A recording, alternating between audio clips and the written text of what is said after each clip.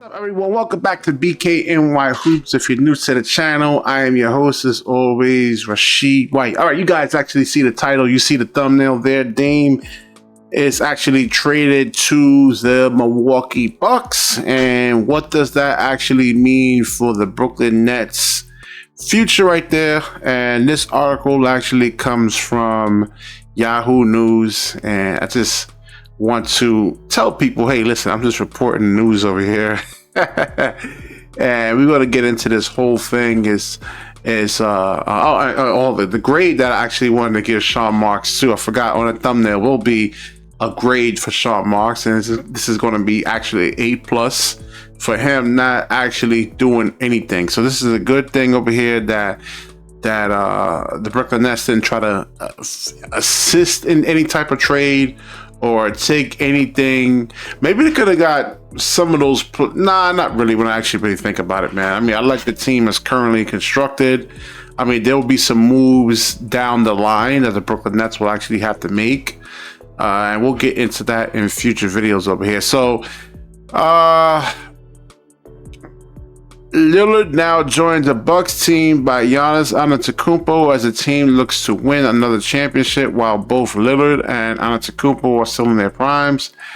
What does this trade mean for the Nets? Not much. While everyone within the Brooklyn Nets organization will say that every team says which is that the goal to win a championship, most people around the league know that the title ship has sailed for Brooklyn right now. Yeah, I guess. Well, it all depends over here, man. We never know. We don't know about the Milwaukee Bucks. First of all, injuries play a big part of winning any kind of championship. So we've seen what happened in Milwaukee last year. Giannis actually had a knee issue. All those years of actually running over people, he's getting a little bit older now, and it's starting to catch up to him. Dame, I don't know. Is he really truly happy will he be actually happy in Milwaukee? I mean, Miami was really the destination that he actually really wanted to go to. It was known as, like there wasn't like that many unknowns, let's say, with the Miami Heat. You know what you're getting out of there. They have a good team culture. You have Eric Spoelstra. The team actually went to the finals, and he thought he can actually probably be the missing piece. But even if he was to actually go to Miami, they would have to give up a lot of players. They lost rotational pieces. So let's get back to Sean Marks over here. Let's get back to Sean Marks. If you got Dame, you would have to probably give up Ben Simmons. And Ben Simmons is younger. They're saying he's actually the healthiest. He's actually been in Philadelphia, and Ben can actually play defense, but Dame doesn't play any defense. Now we've seen what happens with small guards like Dame, like 6'2" guys, athletic guys, when they actually lose their athleticism. You actually look at what's his name, Ben Gordon. When he was at the Chicago Bulls, I mean, he lost his athleticism, injuries, he was done. At least with Ben Simmons, he can post up smaller players, and he has a little hook shot with either hand, a little pull up 15-foot shot. He can be effective around the rim.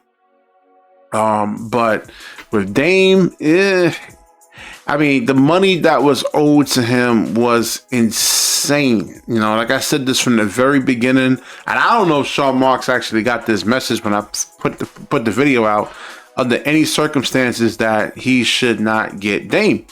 And definitely not Tyler Hero, because Tyler Hero, I mean, he's owed $120 million. It was a bad contract signing. Tyler Hero actually is not going to make an all-star team. So Brooklyn's goals remain the same. See how Ben Simmons comes back from the nerve impingement in his back while developing some of the younger players at the same time. Yeah, so I think Brooklyn defensively, it kind of reminds me somewhat of the Boston Celtics. The Boston Celtics that went to the finals. You have, let's say, Tatum, like Mikal Bridges and Cam Johnson. You have a rim protector in terms of like Nick Claxton. Dorian Finney-Smith can actually really play defense and can actually hit the three.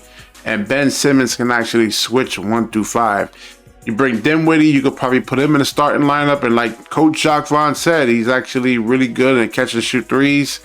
I showed the videos, but Ben Simmons is actually really able to get downhill. You have to run a second man at Ben. You have to. And I showed you the videos. I mean, same thing with Mikal Bridges. He's going to garner a lot of attention. So I think this team actually kind of reminds me of that Boston Celtics team. That actually, the way they're currently constructed, nobody really, in terms of the 5 that actually starts, nobody actually has to help or anything like that. All 5 of these guys, for the most part, can actually stay in front of their man, except for Ja Morant. I mean, Ja Morant would just like blow by anybody. But so I think the Brooklyn Nets are actually a sleeper team. You look at, we're going to see some of the young pieces that they actually have. Let's say like Dariq Whitehead. I mean, he's going to probably go against second unit players. And, they got a lot of potential over here. Now, the Brooklyn Nets doesn't have any 3-point shooting, like snipers, specialists, or anything like that.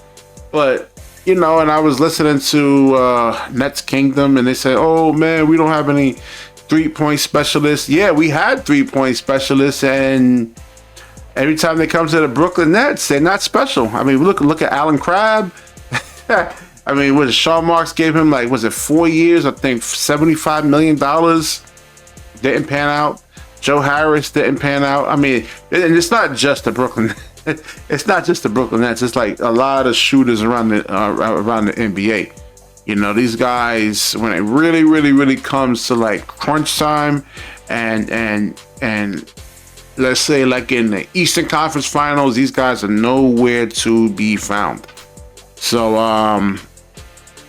now with the shooters that they actually do have, even though they're not, quote unquote specialists, they, if Ben Simmons and Mikal Bridges is actually getting a lot of attention, they should, in terms of like just being able to catch and shoot, these guys should actually be able to knock down some shots over here. So I actually believe this is a really, really great thing that the Brooklyn Nets actually stood away from this. This is like toxic poison right here. And I'm glad the Brooklyn Nets is like really, really in a great, great place. I mean, Dame is not going to be able to guard anybody. He had to constantly help. I mean, he has to go against great point guards every single night. We'll see through an 82-game season if the wear and tear doesn't catch up to Dame. I think losing Drew Holiday is a big mistake. I mean, he's probably one of the best on-ball defenders that you have in the NBA that can take a lot of the pressure off. I wish you could have had like Dame and Drew Holiday together, but Drew Holiday's gone. So, and I don't think the Bucks wanted to pay that contract, the money that was actually owed to Drew. That's a lot of money for a guy that's like not like a first, second All-NBA team or something like that, man. So, all right, I'll wrap this video up. I've been rambling enough. And definitely like, comment, subscribe, certainly share this video. When you share, the universe certainly shares back with you. Peace.